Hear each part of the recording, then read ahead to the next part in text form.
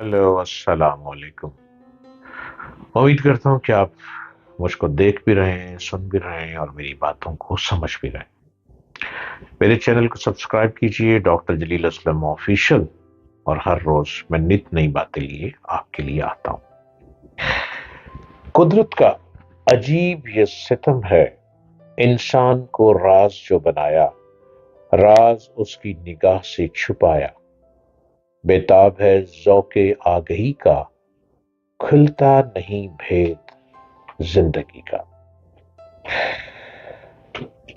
इस्लाम भी जिस्म जान की पाकीज़गी और ज़ाहिर व बातिन की सफाई पर बहुत जोर देता है। हिफ्ज़ान सेहत का ख्याल रखना इस्लामी जिंदगी का बुनियादी नजरिया है। वजू, तहारत, गुस्ल के अहकामात इसी सिलसिले की कड़ियां हैं। रसूलुल्लाह सल्लल्लाहु अलैहि वसल्लम ने मस्जिदें बनाकर वहां तहारत खाना तामीर करने की हदायत जारी की। इस्लाम के अमूमी मिजाज और आप सल्लल्लाहु अलैहि वसल्लम के इस फरमान के बाद घर घर गुसल खाने बन गए। हर मस्जिद के साथ तहारत खाने तामीर किए गए। कबल अज इस्लाम मदीने की गलियों में गंदे पानी की नकासी का इंतजाम नहीं था।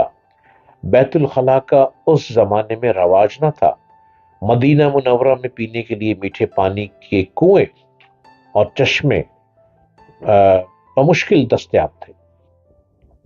मुसलमानों की आमद की वजह से जब शहर की आबादी बढ़ने लगी तो फिर इन मसाइल का हल तलाश किया गया। मदीने की शहरी ममलिकत में पीने के पानी का इंतजाम यहूदियों से कुएं खरीद कर किया गया। इस मकसद के लिए हजरत उस्मान गनी रजी अल्लाह तआला अन्हु ने हजूर अकरम सल्लल्लाहु अलैहि वसल्लम के हुक्म के मुताबिक अहले मदीना के लिए यहूदियों से मीठे पानी का कुआं खरीद कर वक्फ कर दिया। हजूर अकरम सल्लल्लाहु अलैहि वसल्लम ने सड़कों पर गंदगी डालने से रोका। आप सल्लल्लाहु अलैहि वसल्लम ने सड़कों पर से रुकावट की छोटी मोटी चीज को हटाने को सदका करार दिया। सड़कों पर सायेदार दरख्त लगाने का हुक्म है। किसी समझदार आदमी के लिए यह बात ज़ैबा नहीं कि वो रास्ते पर थूक दे या नाक साफ करे या कोई ऐसा काम करे जिससे सड़क पर पैदल चलने वाले के पांव खराब हो जाए। इस्लाम का कानून ने हक आसाइश इस बात की इजाजत नहीं देता कि सड़क पर कोई इमारत बनाई जाए। जो जोसेफ मदीना की आबादियों में गलियां आम तौर पर तंग होती थी, इसलिए मदीना मुनव्वरा में भी कूचे तंग मगर सीधे थे। बावजूद ये कि आप सल्लल्लाहु अलैहि वसल्लम और सहाबा इकराम रज़वान अल्लाह अलैहिम अजमाइन के मकानात मुख्तसर थे, मगर आम तौर पर आप सल्लल्लाहु अलैहि वसल्लम ने खुले मकानात को, कुशादा मकानात को पसंद किया और फरमाया, खुशबख्त है वो शख्स जिसकी जाए रिहाइश वसी और पड़ोसी नेक हो। हदीस से मालूम होता है कि बाज बुद्दू बदवी मस्जिद नबी की दीवारों पर थूक देते तो अल्लाह के रसूल सल्लल्लाहु अलैहि वसल्लम अपने हाथों से उस जगह को साफ करते थे।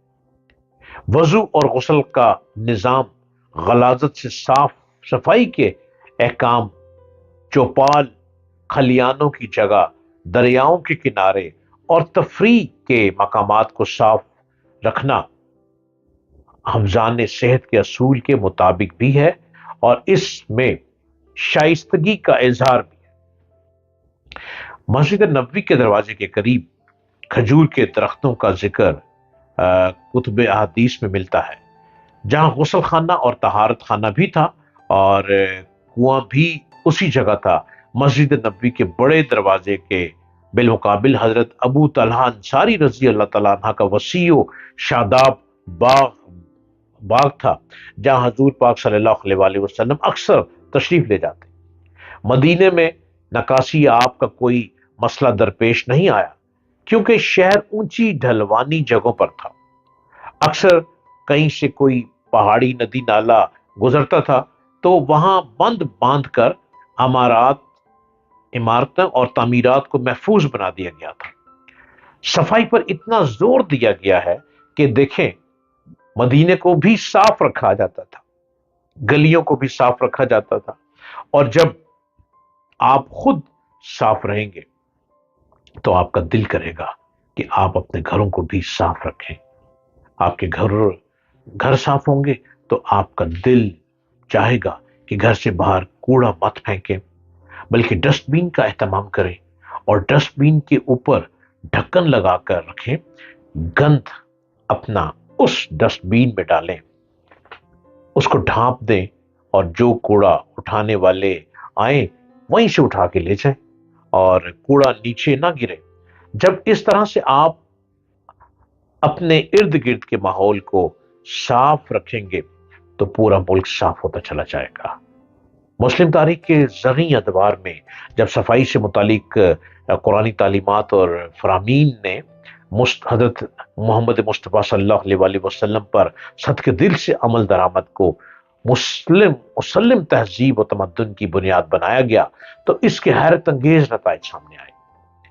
ریاست مدینہ میں صحت کا نظام، خلافت عباسیہ کا بغداد، مسلم اسپین کا غورناتا اور قرطبہ اور سلطنت دہلی کا شہری نظام اس کی روشن مثالیں ہیں۔